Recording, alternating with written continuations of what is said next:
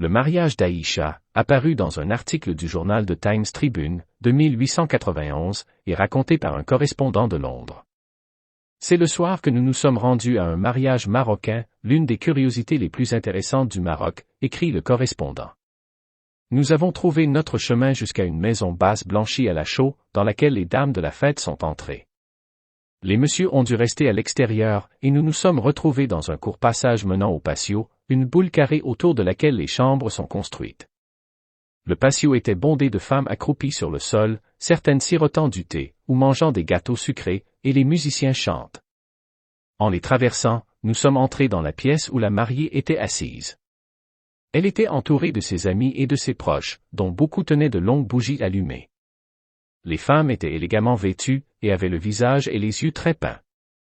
Sur l'un de ces lits était assise la mariée, en tailleur, avec un voile de mousseline à carreaux, qui l'enveloppait entièrement. Son visage présentait l'aspect le plus extraordinaire, étant peint en blanc avec un délicat motif en bleu pâle, jaune et noir sur une tache de cramoisi à 3 coins, sur chaque joue et menton. Le bout de ses doigts et de ses orteils était teint, haut et né. Aïcha, c'est ainsi qu'on l'appelait, était vêtue d'un splendide cafetan de soie rouge, et de brocart d'or, brodé d'or et atteignant les chevilles. Par-dessus le cafetan, pendait un vêtement de gaze légère, ouvert sur le devant, et délimité par une bande d'or et de soie de plusieurs couleurs. Sa coiffure était composée de mouchoirs en soie, épinglés de façon à laisser apparaître un bord étroit de chacun sur le front. Au-dessus de ceux-ci, un bandeau de velours noir avec un motif serré de perles et d'émeraudes. Son cou était entouré de nombreux colliers, principalement des rangs de perles, avec parfois des émeraudes et des améthystes non taillés. Elle portait en outre un certain nombre de bagues, ainsi que des bracelets, et des bracelets de cheville d'une description coûteuse.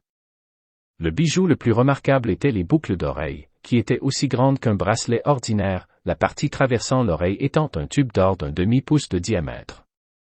Pendant que nous la regardions, nous avons entendu un cri dans le patio, qui a été rapidement repris par les femmes dans la chambre nuptiale. Le voile de la mariée est immédiatement tombé, et les femmes ont revêtu leur long châle de laine blanche. La raison de cette agitation était l'entrée du frère d'Aïcha, un grand homme en djellaba bleu foncé, et un turban blanc. Il s'est assis sur le lit en face de sa sœur, et celle-ci, passant ses bras autour de son cou, a été transportée à dos d'âne dans le patio. Les femmes étaient rassemblées autour d'une curieuse boîte en bois, enveloppée d'habits de mariée. Sur un côté se trouvait une ouverture, où l'homme s'agenouillait. La mariée grimpait par-dessus sa tête et entrait dans la boîte. Des draperies sont jetées par-dessus l'ouverture, Aïcha est hissée sur une mule à la porte de la maison. La procession s'est ensuite formée, les musiciens, jouant du tambour, ouvrant la voie, suivis par des personnes, portant des candélabres en laiton, avec des bougies colorées. Puis venait la boîte de la mariée, entourée de 20 ou 30 ruffians, faisant un jeu de poudre fantastique, avec leurs longs fusils, en laiton. C'est de cette manière que la mariée se rend à la maison de son mari, quelle que soit la distance, elle doit rester dans la boîte jusqu'à ce qu'elle y arrive.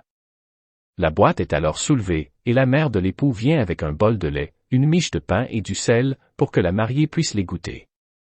Les clés lui sont alors remises, et la vieille dame restant devant la boîte, la mariée sort en rampant, se glisse sur le dos de sa belle-mère, et est portée jusqu'à la chambre nuptiale, où toujours voilée, elle sera enfermée seule. La mère remet alors la clé de la chambre à son fils, qui va dévoiler, et regarder pour la première fois sa promise. C'était le mariage d'Aïcha du 1er octobre 1891. Dites-nous ce que vous en pensez dans les commentaires et à la prochaine.